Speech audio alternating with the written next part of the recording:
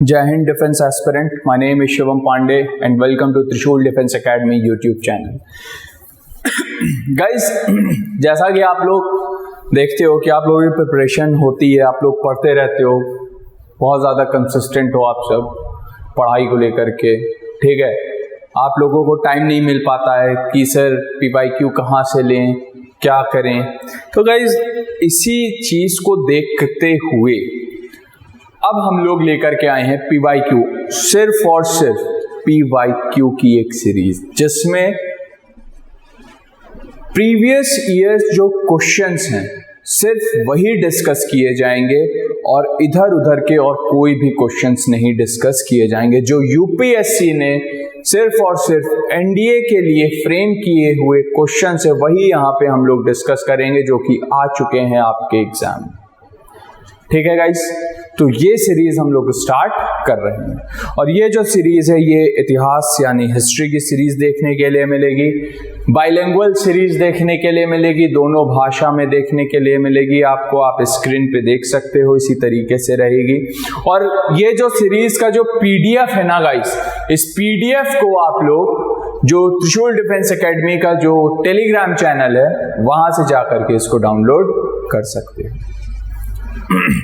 तो चलिए हम लोग अपनी कहानी को, अपने डिस्कशन को आगे बढ़ाते हैं। तो पहला क्वेश्चन गाइस आपकी स्क्रीन के ऊपर ये देखने के लिए मिल रहा है। मैं साइड हो जाता हूं और क्वेश्चन को आपके लिए रीड कर देता हूं। तो पहला क्वेश्चन जो है गाइस वो ये कहता है कि which one of the following statement about subsidiary alliance, ठीक है, कौन सा ऐसा स्टेटमेंट सब्सिडरी अलायंस को लेकर के जो सहायक संधि देखने के लिए मिली थी या सहायक गठबंधन देखने के लिए मिला था उसको कंसिडर करते हुए आपको बताना है। तो क्वेश्चन ये है which one of the following statement about subsidiary alliance devised by Wellesley, जो रिचर्ड वेलेस्ली जो देखने के लिए मिल रहा था उसने जो सब्सिडरी अलायंस बनाए थे उसको लेकर के कौन सा स्टेटमेंट यहां पे इनकरेक्ट है, इज नॉट ट्रू, यहां पे दे रहा है नॉट।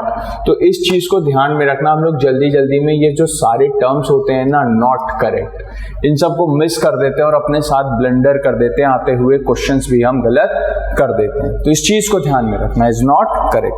तो पहला स्टेटमेंट हमारा ये कह रहा है, जो पहला स्टेटमेंट है वो ये कह रहा है that territories entering into a subsidiary alliance with the British were responsible for their own internal and external protection।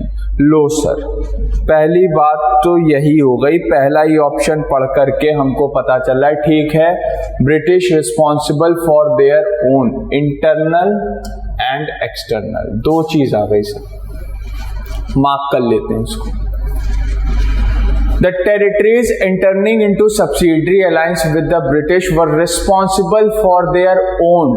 Internal के लिए तो ठीक था सर, ये एक्सटर्नल अफेयर्स वाली बात यहाँ पे इस ऑप्शन को गलत बना देती है और ऑप्शन ए जो है वो इसका सही आंसर हो जाता है क्योंकि नॉट करेक्ट पूछ रहा था। बाकी के ऑप्शन हमें पढ़ने की जरूरत ही नहीं पड़ेगी सर, ठीक। तो इसका जो सही आंसर होगा वो क्या होगा, option A is the right answer. Clear. Next question की तरफ हम लोग अपने बढ़ते हैं। नेक्स्ट जो है हमारा क्वेश्चन नंबर 2 देखने के लिए मिलता है। क्वेश्चन 2 हमारा गाइस क्या कहता है, आप देख सकते हो, विच one of the following statement about खिलाफत मूवमेंट इज नॉट करेक्ट। जो खिलाफत मूवमेंट था इसमें से कौन सा स्टेटमेंट सही नहीं है, आपको ये बताना है इसमें। क्लियर। तो गाइस आइए देखते हैं खिलाफत मूवमेंट के रिगार्डिंग।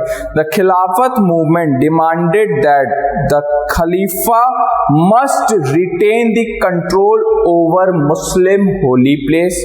ठीक है सर, इसको हम लोग कंसिडर करते हैं अभी, ठीक है, बिल्कुल सही है। ये इज नॉट करेक्ट पूछ रहा है, याद रखना कौन सा इसमें से सही नहीं है। तो पहला स्टेटमेंट ऑप्शन जो है वो तो सही है, ठीक है सर, ये बात हुई थी। उसके बाद सेकंड ऑप्शन जो ऑप्शन बी देखने के लिए मिल रहा है वो क्या है, The radical trend in Khilafat movement was represented by young leaders like Mohammad Ali, Shaukat Ali और मौलाना आजाद। बिल्कुल सही सर, ये लीडर्स यहाँ पे हमें देखने के लिए मिल रहे थे। ऑप्शन बी भी राइट आंसर है इसका। ठीक है, ऑप्शन बी भी सही ऑप्शन है। ठीक, और पूछ क्या रहा है, नॉट करेक्ट पूछ रहा है, तो ऑप्शन बी भी क्या हो गया, कट गया। अब आते हैं ऑप्शन सी पे। ऑप्शन सी क्या कहता है, the Indian Muslim leaders used Khilafat as a symbol that could unite the Indian Muslim community. बिल्कुल सही बात है सर, कुछ इसमें गलत नहीं। ऑप्शन सी भी क्या है, राइट देखने के लिए मिल रहा है। The Delhi Conference of the Central Khilafat Committee in 1920 decided to launch the mass non-corporation movement। नहीं सर, ऐसा नहीं था। जो दिल्ली सेंट्रल कॉन्फ्रेंस थी ये चीज नहीं था सर। तो राइट आंसर क्या हो जाएगा, राइट आंसर हमारा डी हो जाएगा। डी इज द इनकरेक्ट, और इनकरेक्ट ऑप्शन वो पूछ रहा था हमसे। ठीक है, चलिए अगले क्वेश्चन की तरफ बढ़ते हैं गाइस। तीसरा क्वेश्चन हमारा, थर्ड वन, ये रहा। The British officer who was representative of the Governor General and who lived in the state which was not under direct British rule was called collector, viceroy, resident या फिर agent. आप लोग खुद देखते होंगे, जो बड़े बड़े शहरों में आप लोग जाते होंगे वहां पे आपको देखने के लिए मिलती होगी, I am sorry guys, excuse me, वहां पे आप लोगों को देखने के लिए मिलती होगी रेसिडेंसीज। ठीक है, रेसिडेंसीज क्या होते हैं, जहां पे ये अंग्रेजों के जो रिप्रेजेंटेटिव्स थे वो रहा करते थे, इसीलिए इसको क्या कहा जाने लग गया, रेसिडेंसी कहा जाने लग गया। तो इसका जो राइट आंसर होगा that is the C1। C is the right answer. Resident कहते थे गाइस, अगेन यहाँ पे मिस्टेक हमें देखने के लिए मिल रही है, एजेंट वगैरह कुछ नहीं था। C is the right answer. Clear, typing error है गाइस। Okay, fourth one. चौथे क्वेश्चन की तरफ अब हम लोग अपने बढ़ते हैं। तो चौथा क्वेश्चन हमारा क्या कह रहा है guys, which of the following features of the permanent settlement 1973 is correct. Guys ये पार्लियामेंट नहीं, ये परमानेंट है। ये टाइपिंग एरर है इसमें आज के इस पीडीएफ में थोड़ी सी, तो ये पार्लियामेंट ना हो करके परमानेंट सेटलमेंट होगा।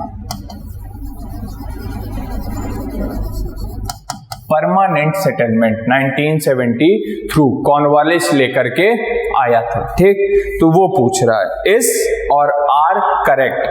पहला जो ऑप्शन है वो ये कह रहा है the permanent settlement vested land ownership right in the peasants, ये कह रहा है। दूसरा ऑप्शन हमारा ये कह रहा है the permanent settlement vested land ownership rights in the zamindar, zamindar के पास ओनरशिप होता था। दूसरा ऑप्शन ये कह रहा है। Third option says that the zamindar had to pay a fix amount of rent by a particular date. ठीक है सर। फोर्थ ऑप्शन हमारा ये कह रहा है गाइस कि the zamindar benefited hugely from the permanent settlement with the peasants while the peasants suffered। तो अब आपको बताना है इसमें से कौन सा हमारा सही आंसर देखने के लिए मिलेगा।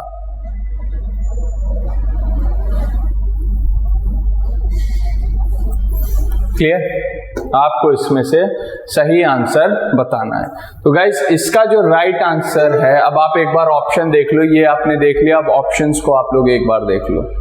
ओनली 1, 2 and 3, ओनली 4 या 1, 2 and 3। ऑप्शन हमारी ये कह रहे हैं 1, 2 and 3। Ownership right in the peasant, ऐसा कुछ भी नहीं था सर। फर्स्ट वाला तो कट गया, जब फर्स्ट कट गया तो डी और ए भी क्या हो गए, एलिमिनेट हो गए। अब बचे हमारे पास 2, 3 एंड 4। 2 को दे the peasant the permanent settlement vested the land ownership right in zamindar. Yes sir, obvious सी बात है। तो 2 सही है, तो बट ऑब्वियस सी बात है क्या सही ऑप्शन हो जाएगा, most suitable option will be B1। 2 and 3 is the right answer. 5th question पे आ गए, विजयनगर एम्पायर पे आ गए। अब हम लोग देखो थोड़ा सा एंशिएंट का रुख रहता है, हिस्ट्री में थोड़ा सा यूपीएससी आपसे एंशिएंट पूछ लेती है, ठीक है। तो विजयनगर एम्पायर में आ गए। अब आ जाओ देखते हैं, the Vijayanagar empire receive its death blow at the battle of. कौन सी बैटल के बाद जो विजयनगर एम्पायर था वो डेथ ब्लो यानी कि समाप्त हो गया था, तो आपको इसके बारे में बताना है। तालीकोटा 1565, पानीपत 1661, बैटल ऑफ तालीकोट 1665 या फिर रायचूर 1510। तो गाइज इसका जो राइट आंसर देखने के लिए मिलेगा that is the battle of Talikota in 1565। Battle of Talikota का जो युद्ध हुआ था उसमें जो विजयनगर एम्पायर था वो समाप्ति की तरफ बढ़ गया था, ठीक। नेक्स्ट 6th क्वेश्चन पे आते हैं। Consider the following statement about the travellers who visited India. जो ट्रेवलर्स थे जो इंडिया विजिट करते थे उनके बारे में आपको इस स्टेटमेंट को देखना है। Abdur Razzaq from Herat visited Delhi and Daulatabad. Abu Razzaq देखने के लिए मिल रहे थे, क्या अबू रजाक दिल्ली और दौलताबाद आए थे। Ibn Battuta provided the detailed account of both Delhi and Daulatabad. According to Francisco there was no private property land in Mughal India. इसमें से कौन सा स्टेटमेंट सही है आपको ये बताना है, ठीक है। इज और आर करेक्ट। तो गाइज इसका जो राइट आंसर देखने के लिए मिलेगा, Ibn Battuta provided detailed account of Delhi and Daulatabad, but obvious सी बात है ये सही ऑप्शन है। और उसके बाद according to Francisco there was no private property land in Mughal India, ये भी सही बात है। अबुल रजाक वाली बात सही नहीं है, ठीक है। तो इसका जो राइट आंसर है that is the D1। 2 and 3 is the right answer. 2 और 3 इसके सही उत्तर देखने के लिए मिल जाते हैं। चलो next, the Indian state committee was formed in 1928 under. जो इंडियन स्टेट कमिटी थी वो किसके अध्यक्षता में बनाई गई थी, कौन देखने के लिए मिल रहा था। The Indian state committee was formed in 1928 under. किसके अंडर बनाई गई थी ये कमेटी, आपको इसके बारे में बताना है, ठीक। आप लोगों ने सुना होगा ना एक चीज के बारे में, बटलर कमेटी। बटलर कमेटी वही थी, ठीक है। सर हारकोर्ट बटलर के अंडर में बनाई गई थी इंडियन स्टेट कमेटी 1928 में, जिसमें, ठीक। 8th question, while opposing the Public Safety Bill 1928, who among the following said that it was direct attack on Indian nationalism on the Indian National Congress and as the Slavery of India Bill number 1? ये बात किसने कही थी आपको ये बताना है, clear. तो ये जो महान लोग होते हैं ना, ये लोग कभी कभी कुछ कह देते हैं तो वो भी थोड़ा सा आपके लिए इम्पोर्टेंट हो जाता है। हालांकि इस चीज़ को हम लोग सिर्फ और सिर्फ याद रख सकते हैं, मोतीलाल नेहरू जी ने ये बात कही थी, क्लियर। नेक्स्ट क्वेश्चन की तरफ अब हम लोग चलते हैं। महात्मा गांधी हिंद स्वराज इज एसेंशियली, महात्मा गांधी जी का जो हिंद स्वराज है वो क्या था, एसेंशियली उसको किस नाम से हम लोग जानते थे, महात्मा गांधी के हिंद स्वराज को, ठीक। was essentially, महात्मा गांधी का जो हिंद स्वराज था वो क्या था, आपको ये बताना है।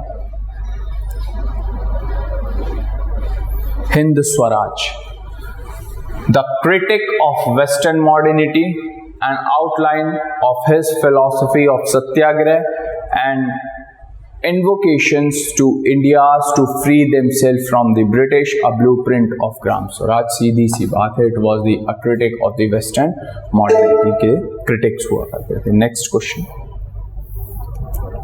10th, who among the following was not associated with Sarvodaya movement?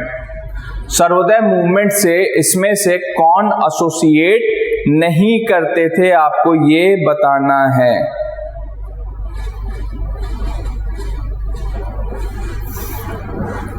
Jayaprakash Narayan, Jayaprakash Narayan के बाद आचार्य विनोबा भावे, या फिर धीरेन्द्र मजूमदार, या फिर जीवी अप्पा राव, कौन थे? तो सर्वोदय से जो इस मूवमेंट में बिलोंग नहीं किए थे, एसोसिएट नहीं करते थे, दैट वाज जीवी Appa Rao. GV Appa Rao is the right answer, D is the right answer. Okay, next question की तरफ हम लोग अपने चलते हैं। Who among the following was associated with the formation of the basic idea of Mahayana Buddhism? जो महायान फॉर्म ऑफ बुद्धिज्म था, बुद्धिज्म के दो फॉर्म देखने के लिए मिल जाते हैं बेसिकली हमें, महायान देखने के लिए मिल जाता है और हीनयान देखने के लिए मिल जाता है। महायान को ही हम लोग प्रो चेंजर्स के नाम से जानते हैं और हीनयान को हम लोग नो चेंजर्स के नाम से जानते हैं। महायान फॉर्म ऑफ बुद्धिज्म जो हुआ करता था वो उसका ये कहना था कि जो बुद्धिज्म है, जो गौतम बुद्धा हैं, वो इनको एज अ गॉड कंसिडर करते थे और हीनयान वाले जो थे वो गौतम बुद्धा को as a religious teacher consider किया करते थे। तो अब आपको ये बताना है कि इसमें से कौन सा सही ऑप्शन है। ठीक है, तो इसका जो सही ऑप्शन देखने के लिए मिल रहा है that is Nagarjuna, Nagarjuna. ठीक, नेक्स्ट क्वेश्चन हमारा, consider the following statement about Harappan culture. पहला स्टेटमेंट ये कहता है the Harappan culture matured in Sindh and Punjab, Sindh और पंजाब वाले एरिया में ये मैच्योर हुआ था। पहला statement, it spread from there to southward and eastward. The area where it spread was bigger than Egypt and Mesopotamia। जो इजिप्शियन सिविलाइजेशन और जो मेसोपोटामियन सिविलाइजेशन देखने के लिए मिल रही थी उससे बड़ा था, ये कह रहा है। और जो लास्ट पॉइंट है the area where it spread was bigger than Egypt and Mesopotamia। तो आपको बताना है इसमें से सही आंसर क्या होगा। तो गाइस जाहिर सी बात है ये सिंध और पंजाब वाले एरिया में देखने के लिए मिला, साउथवर्ड ईस्टवर्ड दोनों तरफ इसका एक्सपेंशन देखने के लिए मिला। हमने ये सब सारी चीजें क्लास में डिस्कस भी करी है। उसके बाद जाहिर सी बात है हम लोग ट्रेड किया करते थे इजिप्ट और मेसोपोटामिया के एरियाज के साथ, और आप देख पा रहे हो आज के समय भी अगर आप लोग देखोगे तो एरिया छोटा देखने के लिए मिलता है इजिप्ट और मेसोपोटामिया से। तो जाहिर सी बात है तीन के तीनों ऑप्शन जो है वो सही है। So option D is the right answer. Third, Megasthenes was, सीधी सी बात है गाइस, पहला ही देखने के लिए मिल रहा Greek ambassador to the court of Chandragupta Maurya. ये लड्डू से क्वेश्चन जो है ना यूपीएससी ने आपसे पूछे थे। तो गाइस आज के डिस्कशन में हम लोग इतना ही रखते हैं। आज का जो हमारा डिस्कशन है एनडीए का उसको हम लोग इतना ही रखते हैं, इसके आगे हम लोग कल डिस्कस करेंगे।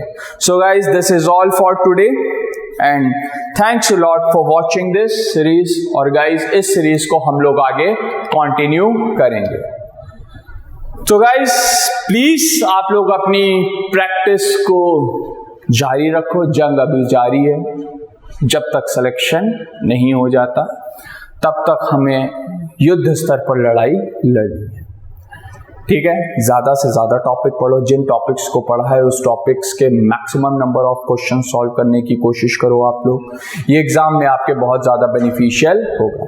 तो आज के लिए हम लोग इतना ही रखते हैं, मिलते हैं हम लोग इसके अगली सीरीज में। जय Hind guys, thanks a lot for watching this. जहां बनते हैं देश के गौरव। इंडिया का एकमात्र ऐसा कोचिंग इंस्टीट्यूट जहां कैडेट्स को ट्रेन किया जाता है आने वाले डिफेंस एग्जाम के अनुसार। अगर आपका भी सपना है भारतीय सेना में शामिल होकर देश की सेवा करने का, तो आज ही ज्वाइन करें त्रिशूल डिफेंस एकेडमी।